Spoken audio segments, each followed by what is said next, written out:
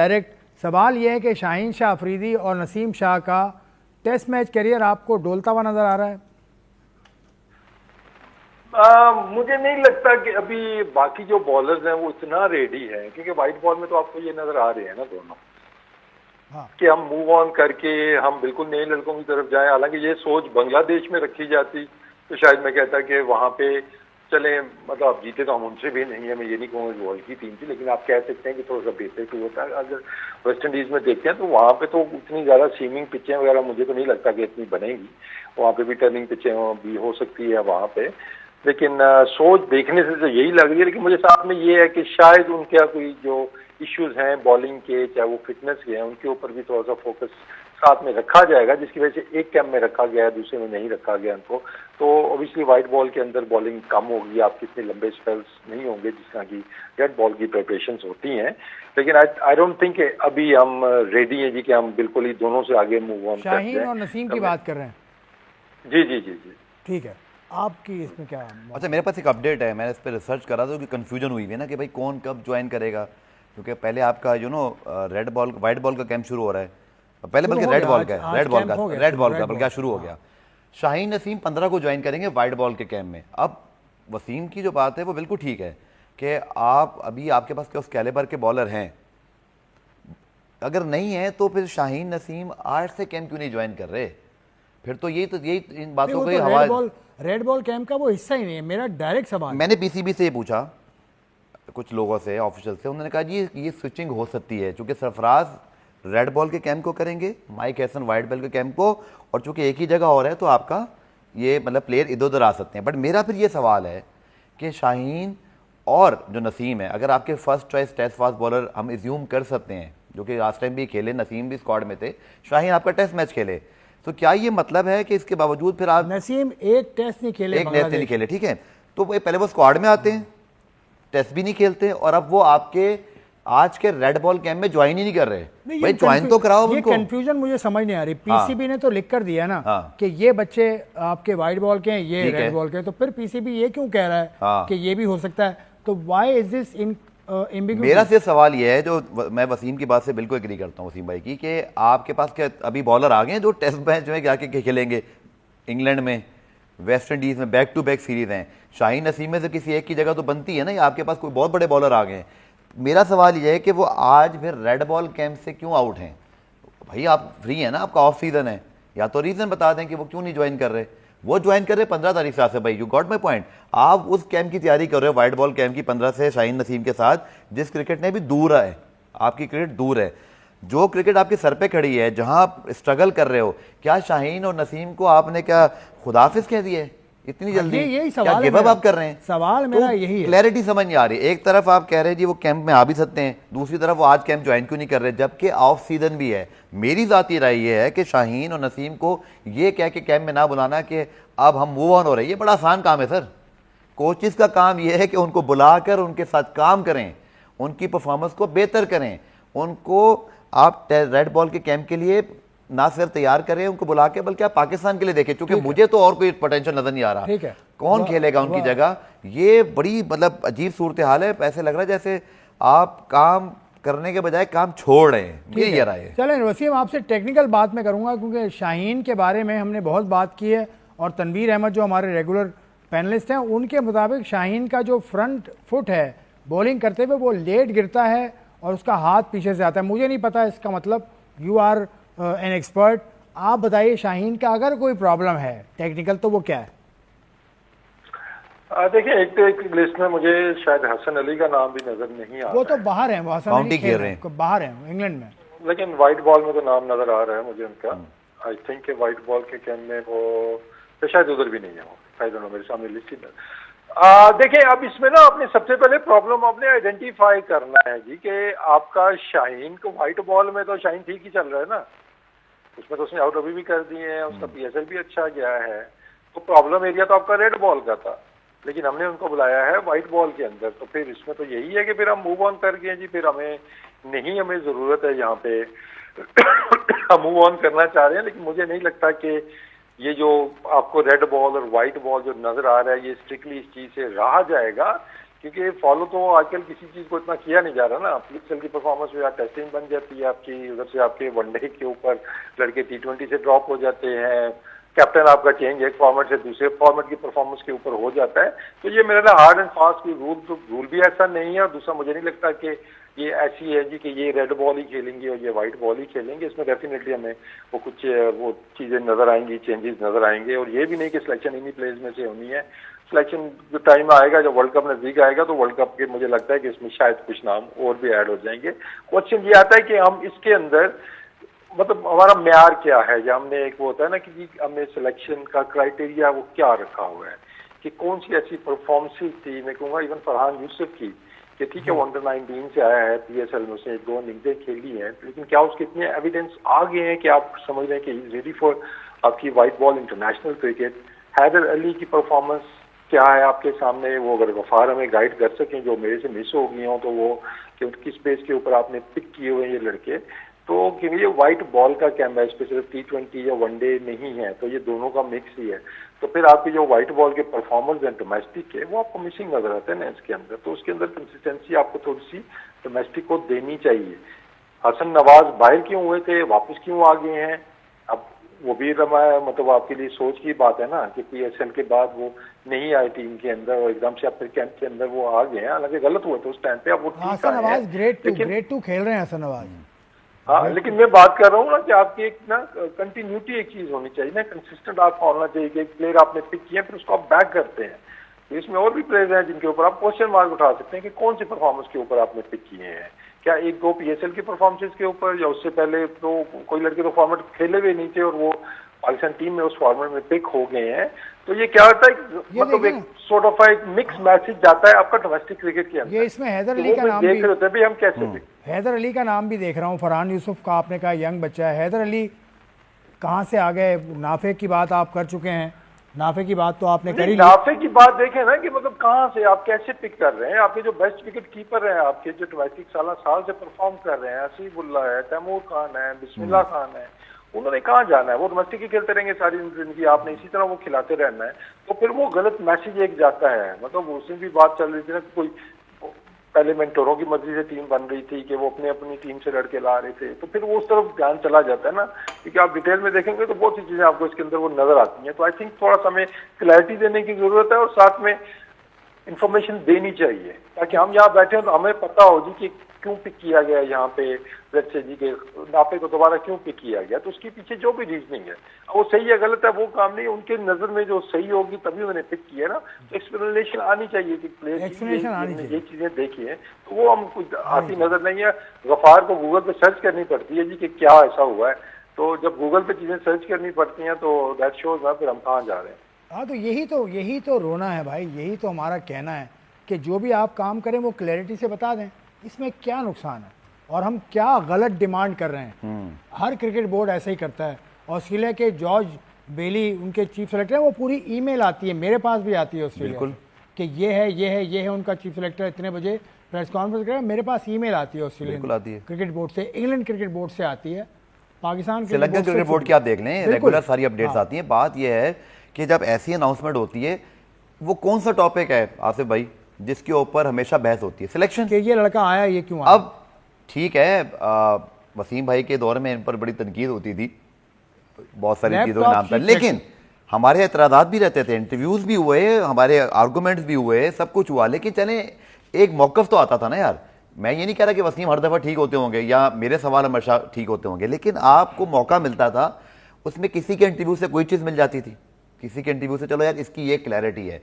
अब हैदर अली के वसीम जो बात कर रहे थे, मैं उनके सारे स्टैट्स आखिर निकाल के बैठा हूँ, मतलब 26, 6, 9 बैट, डिड नॉट प्ले, 13, 8, 31, उससे पहले वो एक मामले में फंस गए थे, चले जो भी, उनकी तो कोई परफॉर्मेंस नहीं है, कोई परफॉर्मेंस नहीं। इसी तरह आपने हसन अली को भेजा हुआ है, वो आपके टेस्ट स्क्वाड का हिस्सा थे, खेल भी रहे थे, अब वो काउंटी में चले गए अचानक और वो काउंटी क्रिकेट खेल रहे हैं, तो क्यों बाकी लड़कों को क्या ऑफर होगी तो वो भी चले जाएंगे। काउंटी वाला तो सिस्टम चले वहां वो वाइड बॉल खेल रहे हैं। क्लैरिटी ये है आसिफ भाई कि मुझे और आपको ये पता चले कि अगर सिलेक्टर्स बैठे हों या माइक हैसन बैठे हों या सरफराज बैठे हों कि भाई क्या हसन अली भी अब प्लान में नहीं है, क्योंकि वो तो रेड बॉल कैंप में ऐसे है ही नहीं, वो तो काउंटी खेल रहे हैं और आपने नहीं लेके जाना उनको। इतने सारे विकेट कीपर, मतलब हम शाहीन की बात कर रहे हैं, हम नसीम की बात कर रहे हैं, तो हसन अली भी आपके स्क्वाड में थे ना। हम कोई 15 18 महीने पहले की बात नहीं कर रहे, आपके और आखिरी टेस्ट स्क्वाड के इसमें लड़के यार कहाँ हैं अब? आप भी पढ़ ले, मुझे रोहेल नजीर का नाम नजर आ रहा है इसमें आपको, आप भी देख लें। मैं भी देख लेता हूँ, रोहेल लेकिन नजीर मैं सिर्फ ये कह रहा हूं कि आपके तीनों फास्ट बॉलर, रोहेल है जी वाइट बॉल कैंप में रोहेल नजीर हैं। आसिफ भाई आपके तीनों फास्ट बॉलर जो आखिरी कैंप में, आखिरी स्क्वाड में थे, खेल रहे थे, वो आपके रेड बॉल कैंप में नहीं है। तो क्या मुझे आसिफ और वसीम को क्लैरिटी नहीं चाहिए कि भाई क्या मूव ऑन हो गए हैं, क्या आपको कोई और टैलेंट मिल गया है, या आपने अभी ये करना है कि आप फिर उनको बुला लोगे? तो फिर समझ नहीं आ रही बात है ना, क्लैरिटी नहीं है। क्योंकि आज मैंने आपको बता दिया, मैंने आपको कंफर्मेशन भी दे दी कि आज जो रेड बॉल कैंप शुरू हो गया है, शाहीन, नसीम और हसन तो खैर वहां पर हैं, ये तीनों तो है ही नहीं। तो आपने फिर वेस्ट इंडीज में किनको लेके जाना है? तो वो तो क्या आप कैंप के अंदर लड़के बनाएंगे? वो तो हम देखेंगे। शाहीन की जो परफॉर्मेंस है वेस्ट इंडीज में, 2 टेस्ट मैचेस में 18 विकेट्स हैं शाहीन की। बिल्कुल, हसन अली ने आउट किए हैं, मुझे याद है इसका। और ये ड्यूक बॉल से वहां पर होता है, ड्यूक बॉल डिफरेंट होती है और कूकाबूरा डिफरेंट होती है। लेकिन रीसेंट परफॉर्मेंस क्या थी, वो ड्रॉप हुआ आखिरी टेस्ट से। एग्जैक्टली। तो आप वसीम वाला पॉइंट आ गया कि आपने उनको व्हाइट बॉल की तैयारी नहीं करवानी थी, अभी वो असल में आपको रेड बॉल की करवानी थी। वो आप असल में जब पेपर निकालते हैं तो पेपर आपको ये नहीं बताता कैसी पिच पे खेला था, तो इसलिए स्टैट्स कभी कभी नहीं बल्कि बेशतर औकात स्टैट्स आपको धोखा देते हैं। आपके सामने चलने एक पिक्चर आती है, फिर आप उसको डिबेट का हिस्सा बना सकते हैं। उसमें एक अच्छा पॉइंट आता है, जैसे शाहीन अगर ड्रॉप हुए थे आखिरी टेस्ट से, तो भाई फिर उनको रेड बॉल कैंप पे काम करने की जरूरत है ना। चलिए, आपकी अगली दोनों सीरीज कौन सी है भाई? मेरा आखिरी पॉइंट, आपकी अगली दोनों सीरीज कौन सी है? वेस्ट इंडीज और इंग्लैंड बैक टू बैक। तो उसकी तैयारी करें ना सर, व्हाइट बॉल गेम की तैयारी तो बाद में होती रहेगी। सरफराज अहमद, वो उसका कोच पता नहीं कौन होगा, ये भी बात नहीं, अभी तो वही और जाएं। ये भी सुन लें, आज वो कोचिंग कर रहे हैं, वही सुपरवाइज कर रहे हैं। इसका क्या मतलब है? फिर वो खबरें आई थी, यस, आपकी क्या, आपने जो इश्तिहार दिया नहीं है, आपने इंटरिम भी चलाना है, तो इंटरिम तो फिर या तो इंटरिम नंबर 2 आ जाए, तो वो तो नहीं आ सकता। नहीं, इनसे पहले आया ना अदर महमूद थे। तो मुझे तो ये लग रहा था जितनी सारी इस वक्त खबरें चल रही है ना, वो सब इधर उधर ही लग रहा है मुझे। क्रिकेट बोर्ड के अगर आप डॉट्स कनेक्ट कर लेना, इस वक्त सरफराज आज रेड बॉल के कैंप को लीड कर रहे हैं, आपके टेस्ट कप्तान भी वहां मौजूद हैं, तो भाई फिर यही जाएंगे। लेकिन जहां आग लगी होती है धुआं वहीं से उठता है। नहीं सर, भाई 50 लाख की खबर का क्या हुआ? वो खबर तो अब तक सही साबित नहीं हुई। 50 लाख जुर्माना गलत भी साबित नहीं हुई, क्योंकि पाकिस्तान हुआ नहीं ना अभी तक किया। नहीं, गलत इसलिए साबित हुई कि क्रिकेट बोर्ड ने कुछ नहीं दिया। एक बात मतलब नहीं हुआ, मैं ये पॉइंट आपका, जब तक पाकिस्तान क्रिकेट बोर्ड अब कुछ कहेगा नहीं ना आसिफ साहब, आप ये समझे कि 50 लाख की तरह खबरें होल्ड पे हैं, बस मेरा ये मानना है। लेकिन एक टीवी चैनल, एक अखबार करे तो बात आती है समझ। अगर 3-4 अखबार और टीवी चैनल करें, सर वो तो कल आपने देखा ना, वो कौन सी मेडल की खबर आई थी, वो एक ने चलाई, सबने चला दी। हमारे दोस्त ने, मैं ये नहीं कहूंगा, बात ये है कि ये कोई परखने का मेजरमेंट नहीं है कि अगर एक खबर चली सब भी गलत हो सकते हैं। व्हाट्सएप का दौर है सर, सीधी सी बात मैं करता हूँ, आप पे दबाव आता है, हमारे यहाँ आप समझते हैं सारे मामला को। लेकिन ये कि हमारे पास जो जिस प्रोफेशन में है,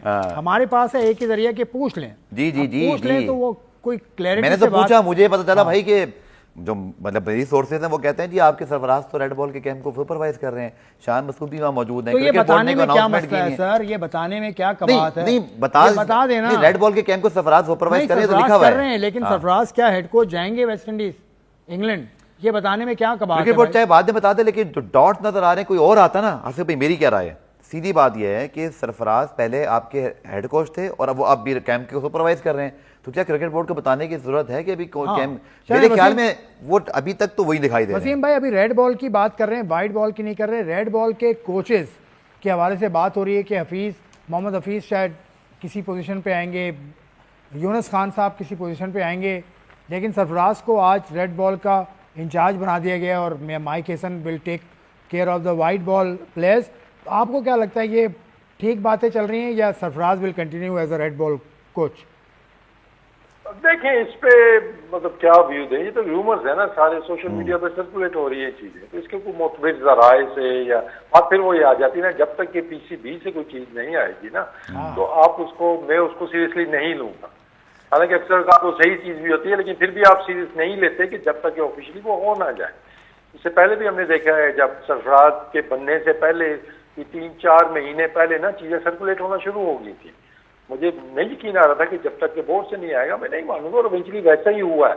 तो वो एक तरीका है कि आप चीजें सर्कुलेट करा देते हैं, उस चीज को रोके आप डायरेक्टली डील करें भाई कि ठीक है हम ये करने जा रहे हैं, ये हमारे प्लान्स हैं, तो अभी भी यही होनी चाहिए। तो मेरा नहीं ख्याल है कि अभी इसके ऊपर कोई हमें कि सोशल मीडिया पे किसका नाम चल रहा है, उधर तो कभी केविन पीटरसन का चल रहा है, तो कभी संगाकारा का नाम चल रहा है, वो शायद आ रहे हैं कोचिंग कर रहे हैं यहाँ पे, तो ये चीजें सोशल मीडिया पे चलती रहती है। तो आई थिंक के देखें जब कोई और किस्म की कुछ चीज होती है ना तो एकदम से एक्शन भी लिया जाता है कि जिसके ऊपर वो चाहे अभी पीछे एक जर्नलिस्ट ने कुछ लिखा था उसके ऊपर प्लेयर ने भी बात कर दी, बोर्ड ने भी शायद उस पर अपना वो दिया था। इसके अलावा भी हमें कई दफा देखा है कि आप वो रिएक्ट करते हैं कि ये गलत चीज चल रही है, तो भाई ये चीजें भी तो गलत चल रही है ना, तो इनको भी तो रोकना आपका काम है। रोकने का तरीका बेस्ट तो यही है कि आप सही तरीके से उसको अनाउंस कर दें। तो अभी देखें क्या होता है भाई, गफ्फार साहब ये कोई गारंटी नहीं है कि ये कैंप करा रहे हैं तो यही कोचेज होंगे, और ये भी गारंटी नहीं है कि ये कैंप में नहीं है तो वो टीम के अंदर नहीं होगा या वो कोच नहीं होगा।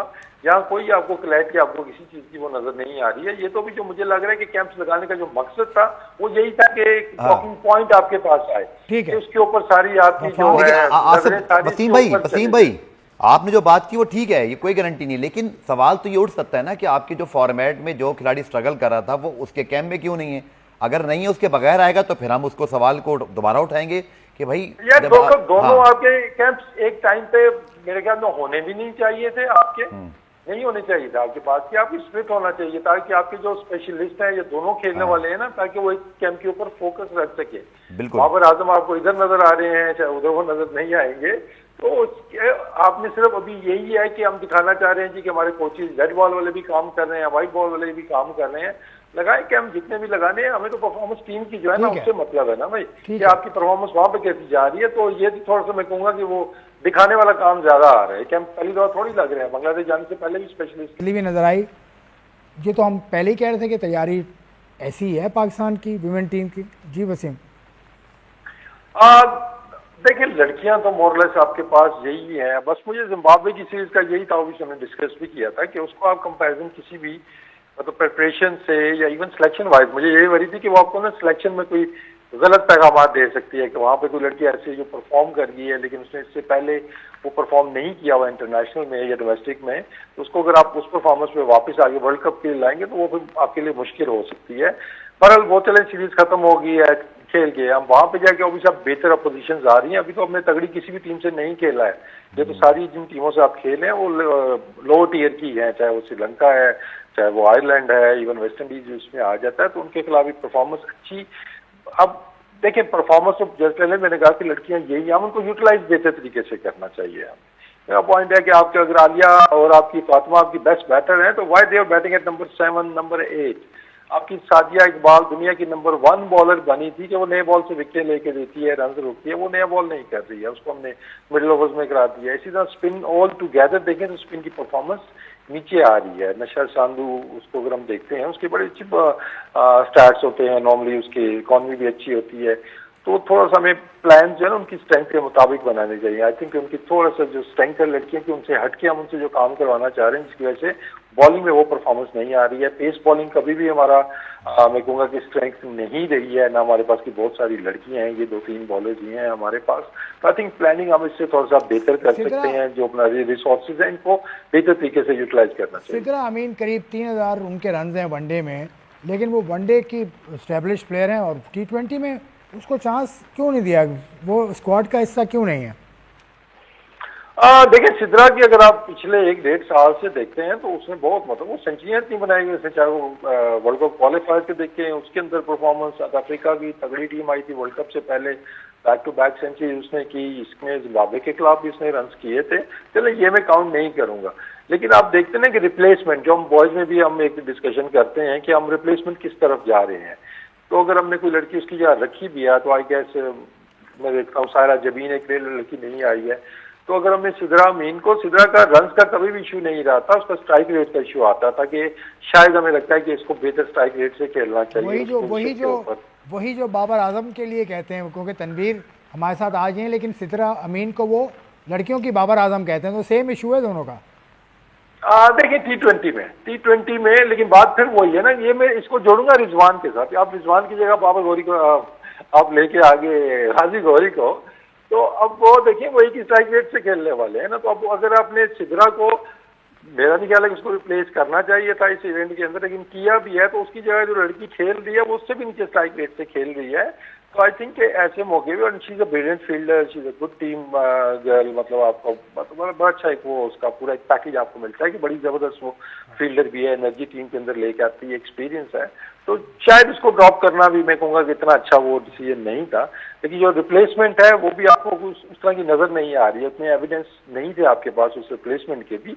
वो एविडेंस अब मैं जिम्बाब्वे वाली के तो बिल्कुल, मैं पहले भी बात की थी कि वो नहीं मैं कंसिडर करूंगा, आपकी बड़ी टीमों के अगेंस्ट है। वो देखें तो टीम हमारी ऐसी है कि ये कर सकती है कुछ ना कुछ। आप देखें कि हर वर्ल्ड कप के अंदर आप क्लोज जाके मैचेस आते हैं। लास्ट भी जो 50 ओवर्स में भी यही हुआ था, लास्ट T20 में जो वर्ल्ड कप हुआ था, वी आर वेरी क्लोज। पहला मैच हमने जिम्बाब्वे उसको हराया था, श्रीलंका को हराया था, और we are that close to qualify to the semifinals. तो पोटेंशियल तो है टीम के अंदर। आई थिंक लेकिन रिसोर्सेज को बेहतर इस्तेमाल करने की जरूरत है। चलें, टेक्निकल बातें वसीम भाई ने कर दी। जय शाह साहब को जानते हैं आप? बिल्कुल। वो कल फातिमा सना से मिले, बल्कि तमाम लड़कियों से मिले। जो कप्तान है फातिमा सना से हाथ मिलाया, तो it is good in my opinion. उनको मेरे ख्याल में कोई इन्होंने एहसान नहीं किया, उनको मिलाना चाहिए था, क्योंकि आईसीसी के चेयरमैन हैं और वुमेन क्रिकेट की जेंडर इक्वलिटी इस पे बहुत बात होती है। तो आईसीसी ने बहुत पैसा भी खर्च किया है इस मतलब पूरे नैरेटिव के ऊपर। सो बिल्कुल उनको मिलाना चाहिए था। आईसीसी के चेयरमैन है, ना मिलाते तो तब खबर थी, मिलाया है तो बिल्कुल उनको। हरमनप्रीत कौर भी साथ ही खड़ी थी, वो तो हाथ नहीं मिलाते। देखिए वो तो एक मेंबर बोर्ड है, मेरे ख्याल में जो उन्होंने एशिया कप में किया, फिर उसके बाद देखें सूर्य कुमार यादव जैसे भी हटे हैं कुछ लोग, तो ये भी बात करेंगे क्या उन्होंने जो पॉलिटिकल, कुछ पॉलिटिकल क्या उनके मामला भी थे, जो कि जिसको इस्तेमाल किया जाता है फिर उसको घर भी भेज दिया जाता है, ये भी होता है, जो जैसे आता है वैसे ही जाता है। लेकिन उन्होंने बिल्कुल अपना जो कहते हैं ना चेयरमैन होने की ड्यूटी निभाई है, ये उनको करना चाहिए था। आप तारीफ करेंगे जय शाह साहब? नहीं, मैं बिल्कुल तारीफ नहीं करूंगा, उनकी जॉब थी ये, मतलब जॉब नहीं, उनके प्रोटोकॉल का हिस्सा था। उनको तमाम कप्तानों की तरह पाकिस्तानी कप्तान से हाथ मिलाना चाहिए था। यही जॉब करने के लिए मोहसिन नकवी साहब जो आईसीसी के चेयरमैन थे, वो खड़े रहे ट्रॉफी देने के लिए, लेकिन आप लेने नहीं आए ट्रॉफी। जो उनका ओहदा था उसका तकाजा यही था कि आप वो चीज़ करते, या तो फिर आप इतना कोई बड़ा मतलब रीज़न बना लें कि भाई वो वहाँ ना होते, कोई और चेयरमैन होता। एक बात कह रहा हूँ, तो फिर आपकी बात पावर समझ में आती थी। जब वो वहाँ हैं तो आपको उन्हीं से ट्रॉफी लेनी थी, और ये अभी भी होगा जब आईसीसी T20 वर्ल्ड कप है, या आगे चल के मोहसिन नकवी साहब जहाँ पर इसमें मौजूद हैं, अगर कोई ट्रॉफी लेने की बात आएगी तो आपको उन्हीं से लेनी पड़ेगी, वरना फिर ट्रॉफी नहीं मिलेगी, जैसे अब तक नहीं मिली। वसीम भाई, मेरा यही मौक़िफ़ है, जय शाह साहब ने बतौर आईसीसी चेयरमैन अच्छा जेस्चर दिखाया, यही सब मोहसिन नकवी साहब भी करने को तैयार थे, लेकिन आपने उसको सियासी मौजू बना लिया। देखिए मैं तो देखें अच्छा जेस्चर मैं फातिमा सना का बोलूंगा कि उसने हाथ मिला लिया। ये भी बात है। देखे ना कि जितना वो कुछ कर चुके हैं, जिस तरीके से पहले हो चुकी है चीजें, शायद फातिमा सना ही ना हाथ मिलाती है, कहती जी हमारे जगह आपने स्टार्ट आपने किया हुआ है तो वही कंटिन्यू होता है। तो मैं तो फातिमा की तारीफ करूंगा कि उसने हाथ मिला लिया है। तो अब हमारा देखें हमेशा से ये मतलब ये नहीं मैं कह रहा कि उसको करना चाहिए था या नहीं मिलाना चाहिए था उसको, लेकिन वो कर जाती तो इस पर कोई वो नहीं होता था। ठीक है, ये आप नहीं मिलाते तो हम भी नहीं मिलाते हैं, या आपने हमारे चेयरमैन के साथ ये किया हुआ तो हम आपके साथ भी ये कर सकते हैं। लेकिन हम हमेशा स्पोर्ट्स और पॉलिटिक्स को साइड पे रखते हैं, और ये हिस्ट्री हमारी रही है। हमने कभी चीज़ों को मिक्स नहीं किया है, चाहे वो प्लेयर्स हैं चाहे वो हमारे क्रिकेट बोर्ड्स हैं, हमने कभी इस तरह का जेस्चर नहीं दिया है। तो अब वो हाथ मिला के उन्होंने वो गफार वाली बात है ना, कोई एहसान नहीं किया, ये तो काम है, सारे आप प्लेयर्स से मिल रहे हैं, सारे कैप्टन से आप मिल रहे हैं, तो अगर एक से हाथ ना मिलाते आप या वो आगे से रिफ्यूज कर देती तो बेइज्जती तो आपकी होनी थी ना उसके अंदर। तो आई थिंक ये चीजें शायद slowly it could be a beginning के यहाँ से स्टार्ट हो और आगे चल की चीजें और बेहतर हो जाएं। मेरे ख्याल में तो अब इन चीजों को हल हो जाना चाहिए। ये रोज रोज का यही कि हाथ मिला रहे हैं नहीं मिला रहे हैं, इन चीजों से हमें आगे बढ़ना चाहिए, स्पोर्ट्स को आगे रखना चाहिए। चलें वसीम भाई, आपका बहुत बहुत शुक्रिया, आपने बड़ी तफसील के साथ तमामी मौज़ूआत पर गुफ्तगू की। अब्दुल गफ़ार साहब का भी शुक्रिया।